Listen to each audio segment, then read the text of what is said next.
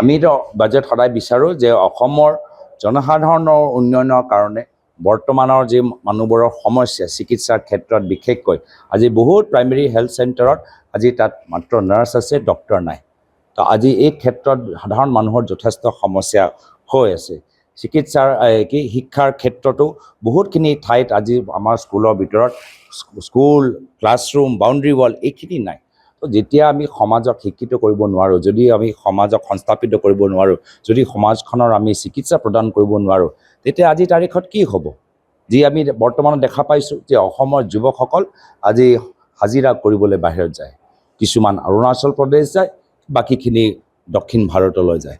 অসমৰ যুৱক যদি অসমৰ ভিতৰতে আজি যদি তেওঁলোকে আশা নেদেখে, আজি তেওঁলোকৰ উপাৰ্জন বাহিৰত কৰিব পাৰে, তেতিয়াহ'লে আমি এনেকুৱা এটা বাজেট বা এনেকুৱা এটা অৰ্থনৈতিক পৰিকল্পনা ল'ব লাগে যাৰ ফলত দুখীয়া মানুহবোৰ ধনী হোৱা এটা সপোন দেখিব পাৰে, নিজৰ ঘৰ সজাবলৈ এটা সপোন দেখিব পাৰে।